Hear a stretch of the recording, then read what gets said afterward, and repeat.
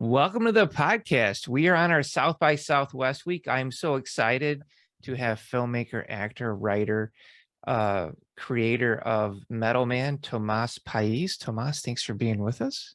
Jeffrey, thank you for having me. I much appreciate it. Well, I think this is exciting. I mean, your film is nominated for the South by Southwest Grand Jury Award. Congratulations.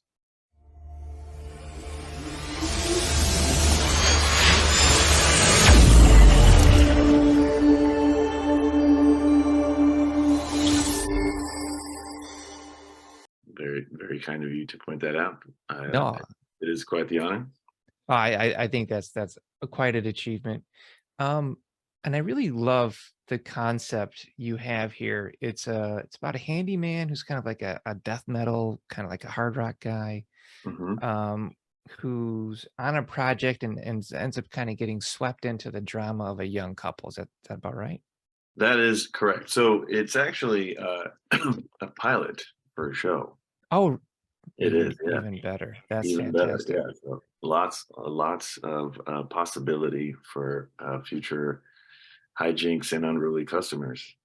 So Uh, to but so that is the premise. That is essentially the premise of the show, which is we follow this heavy metal handyman.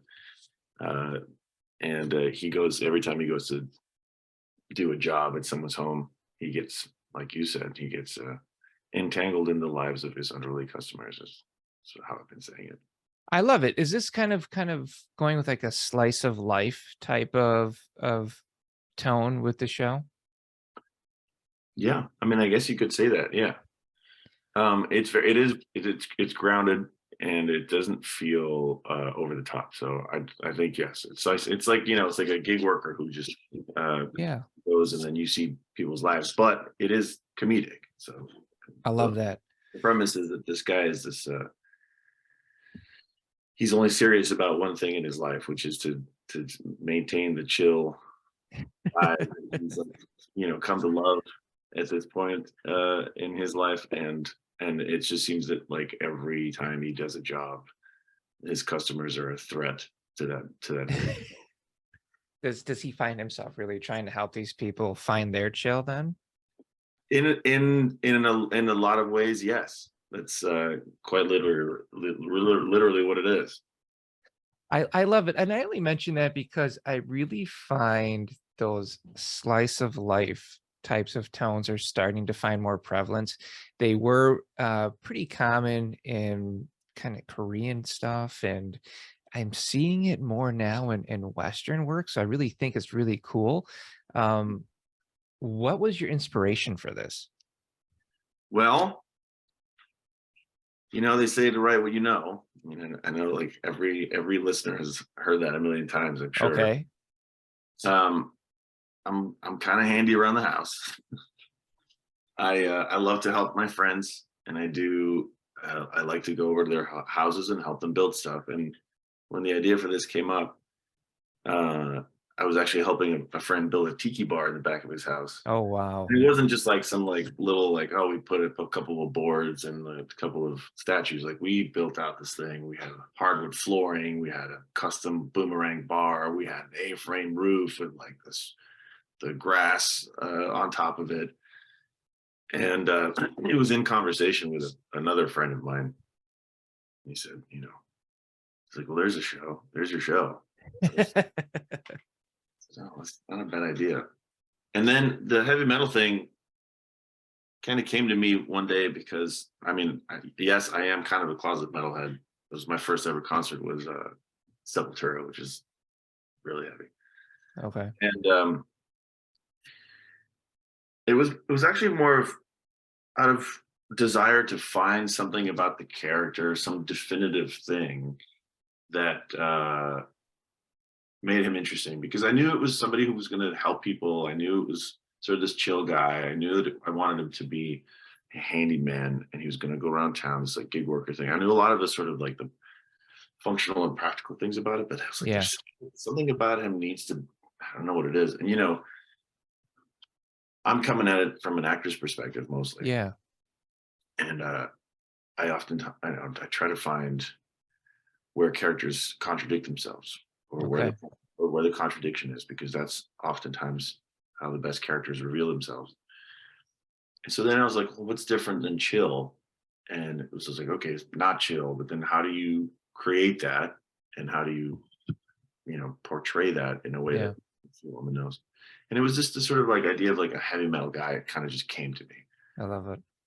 because it's an aggressive aesthetic, you know, the skulls and the Yeah. tattoos and the hair and the thing.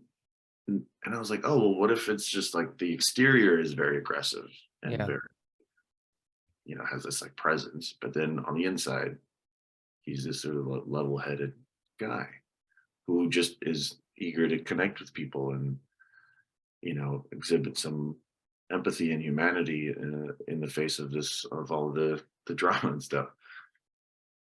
And that's kind of how that idea came together. And I th then, I think it's brilliant. thank you, thank you. If you want, I can keep telling you about how it all came together. I wanna hear about it. So we were, so I well, let me tell you about screenwriting because I feel like this is what this is for me. Um, Okay. I have read a lot of great scripts, and I've read and a lot of great plays, and I've worked on both. And then I read what I write, and I try to be objective about it. And I'm like, well, this doesn't compare to a P.T. Anderson script or a Tennessee Williams play. And I just, like for me, I I come at it from a point of like creating interesting characters, and how to make it something that people can track emotionally, because that's usually like that's an actor's job, right? Is to plug in the Yeah. emotional component of the story. And then what I do is I partner with friends who are very talented writers. And then we get together and we talk about stuff, and uh, we have ideas, and I'll play out the scenes and we'll act Yeah. out the scenes. And I mean, we all, the idea of having a writing partner isn't in any way an original idea, obviously. I think the way that I work is like it's conversational. Yeah. And it's spitballing ideas. And then when I read it, if something stands out, oh, this is great, or this isn't great, or this doesn't feel in line with, this particular character, that particular character, Yeah. and we'll talk about it and have a discussion about it. And I'll, jot down notes, or I'll write some thoughts together. And then whoever I'm partnering up with, which in this case was this this screenwriter director you may have heard of. His name is John Patton Ford. He wrote and directed a movie called Emily the Criminal. Well, which was great, by the way. It's I great. really enjoyed it, and you're in it. I do make an appearance. I have my Jeff Goldblum moment when he's on the phone. He's like, "Forgot my mantra." I think that was that Annie? I think that was Annie Hall. And he's just like in the background somewhere. But yes, I make a small little cameo, uh, which is nice. And it was great to work on that film. It was great to work on that film. Anyway, so yeah, so we partnered up, and he kind of put together this really wonderful little 10-minute pilot for the show. And we went back and forth, of course, with like Yeah. ideas and drafts and things. And that's kind of how I've always, I mean, as far as like writing for me, I mean, as far as I'm concerned, I'm still, we're all still writing, Yeah. even if I'm not the one who's sitting on final draft, like, tapping it all out. Like there's the process itself is still feels very much like a process of writing something. There are lots of collaborators out there where one writer will do the typing and the other writer, and they will sit there and spin ball together. That is absolutely one form of co-writing together. Yeah. And it's legitimate. And any writing partner that is worth their salt makes you better, period. If Yeah. you're writing with somebody and they're not making you better, it's not the right relationship. Exactly. So, And that's great advice for your listeners, I'm sure. um, one thing I really love about what you mentioned with your character is this tough exterior and this soft interior. And I really got my mind going of peeling away the onion of that character and really finding out what happened to him that made him have to have this tough exterior, that made him have to almost be scary to look at, but yet he's really soft on the inside and wants to connect with people. That is a beautiful confliction, and I think that's something you could absolutely mine throughout a series. So when I hear you telling me about this, it's like, well, no wonder why it was nominated for a grand jury award. You've Mhm. already got a great character in there. I think that's fantastic. Oh, well, I appreciate you pointing that out. Yeah, that's very much, and that's very intentional, and that's part of when I talk about what the show is going to look like. Yeah. It is very much a part of it is going to be like, oh, we want to discover more and more about him. The more we get to know him, the more we want to learn about him, because you don't get to be someone like Henry without having been through. You know what I mean? I totally get it. What is your vision for this? Are you looking at more of a procedural based, kind of like a weekly problem of the week? Or are you looking at more like a serialized, we're going to dive into this guy over time and see what makes him tick and how he changes? No, I think it's the former. I think it's like I think what we'll do is we'll include some familiar characters, Yeah. throughout the series, who kind of come in and out just to help establish and maintain the world that his name is Henry. We call him Henry. Yeah. The world that Henry lives in.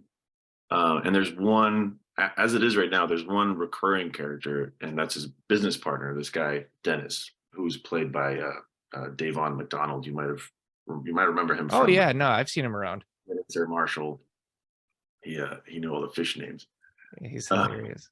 and he's great. He's fantastic. But so the Yeah. idea is like, well, would have him be the recurring guy, but because he's Henry's business partner, he's his best friend, but he resigns himself to taking the calls and sending out Henry on all the jobs. Right. But he's kind of lazy and kind of loud, and in every way that's funny. He's exactly the opposite of Henry. But they're together. They're brothers from different planets who have great affection for one another, and so that kind of relationship will be present. But the Yeah. show wouldn't hinge on that Right. necessarily. It's just So something to kind of like keep you coming, like just kind of interested in this world kind as of you get all the different stories that you see every episode. playing to your foil. Yeah, Okay. Yeah. That would definitely work. Like a Laurel and Hardy kind of yeah, but opposites, but but stuck again, in the same. exactly, and I Yeah. think it's like it's just kind of it'll just be fun to kind of revisit that throughout the series. Yeah. I think try to think of like current shows that have similar formats. Oh, like Poker Face, for example. Like you have that first episode that. Yeah. Oh, I'm not giving it any spoilers away, but there's this sort of this narrative that we start Yeah. with the Natasha Lyonne character, but then every episode essentially is just kind of its own standalone I love thing, it. Yeah. which I think is kind of similar to what we're going to do. So you come at it from an actor's perspective, you bring it into your writing. Did you find as an actor that you really wanted to start creating your own stuff? Like you found I know what I want to do, so I'm just going to start going out there and creating it instead of trying to hunt and look around for the right part for you? Yeah, and that happened a minute ago. I've always done projects with friends. I've always done kind of like little side projects. Yeah. The th- the real sort of like, oh, I can actually do this, and not only am I adding to a body of work that I'm trying to build, Yeah. it it was a big boost of momentum to me in my career. And I made similarly, I wrote a short. Okay. It was fine, but it had an interesting premise and lead character. And I took it to a collaborator of mine who's also a writer director, same thing. And I Yeah. and I said, hey, I've got this thing. What do you think? Do you want to work on this with me? And he said yes. And it was very much right up his alley. Cool. And then he and I kind of went back and forth, and he typed out a feature length version of it, like an 80 something page version of it. Nice. And we went out and, like I said, we shot this thing in like 10 days. We Wow. like threw it all together, very like DIY guerrilla style in LA, like on the streets, which is not, Brave. yeah, great. Like everybody's hip to the whole like permitting thing in LA. Oh yeah. And then we got, we got accepted into the well, what it used to be the IFP is now Gotham Narrative Labs. They helped us with like the whole post everything past shooting. They helped us with mentorships, and then we premiered at Slam Dance, got a jury award at Slam Dance. So it was like that Right. was like, oh, so I can do this, and I can benefit from doing this while also building a body of work, I and love it. reaping the rewards of just creating the art, which is kind of its own reward. And and then I hadn't done it since then. Like I just did that, and then I was a working actor for several years, Yeah. and then I kind of started getting the itch again. Wrote this thing. I was partnered up with some really great people, and we were about to shoot it in April of 2020. Or Oh, well, yeah. and Something happened at that time. and then something happened. Something big. A few Oh, people got jeez. involved and stuff. But yeah, so then that kind of got shelved, and honestly, it was kind of in the midst of like having nothing going on. At least knowing that I had this project that was potentially still going to happen was like my little sort of like light at the end of the tunnel. Yeah. It was a thing that kind of kept me going, because we'd all have our or most of us had our coping mechanism just stripped away. Like, you didn't have community, you didn't have Yeah, that's so true. some of us like sports or whatever Yeah. gyms, that kind of thing. And so I started hiking a lot, and I started playing video games, and which was great. But after a while, I was like, okay, like this, Yeah. I gotta figure something out. And yeah, so I just never let go of it, and I never cut my hair because I grew my hair out for this. Obviously, The look works, man. I'll tell you that much. you're Um, I gotta be honest though. One thing, just to put in my 2 cents, I was built for the shutdown. Just so we all know, like you were billed for it. I was built for it. My wife and I looked at each other like, this is exactly what what we were made for, and we were just Netflixing and hanging out and cuddling for Yeah. like 2 years. So I was like, yeah, this is fine. But I know most people were not built for that, and they're like, I can't even get. I'm watching sports from 20 years ago. Yeah, so like I totally get it. But Tomas, I want to ask you, since you're a filmmaker, you're an actor, you're a writer, you're a creator, what kind of advice do you have off the top of your head for those writers out there, for those young filmmakers out there? Um, without honestly, the Yeah, best advice that I got was, and I'm going to butcher it. I don't even know what it was, but well, I'll give you two things. Two things that I feel like I can share fantastic. with confidence. One was like you got to be willing to be a bad artist in order to be an artist at all. Wow, So, and I think I read that in like The Artist's Way or so, one of those like that's fantastic advice. books that a lot of people have read. But yeah, and that was kind of a huge thing for me. I was like, yeah, the reward is in the art, Yeah, just you got to be willing to just do it and keep doing it, and you'll just get better. And if you remove your ego from your work and just do it because you love to do it, it'll be easier to learn how to get better because you won't be so emotionally attached to that thing. And don't define your life by your work either. And that's what's my second thing is live your life, yeah, you know, build your community, have friends, have things that you enjoy doing outside of your work, because this business and this life and this, whether you're writing, acting, whatever it is, like it's a doozy, man. there is so much power in not defining yourself by your achievements, by Yeah. your work. Yeah, that is so true, man. To be defined is to be confined. Well said. It's a Jesse Jackson quote, and Man, Tomas Pais just dropping knowledge bombs over here. Creator filmmaker of Metal Man, which is nominated for the South by Southwest Grand Jury Award, and looking forward to seeing what else you have, man. Really appreciate your time. You got it, man. Thanks again for having me.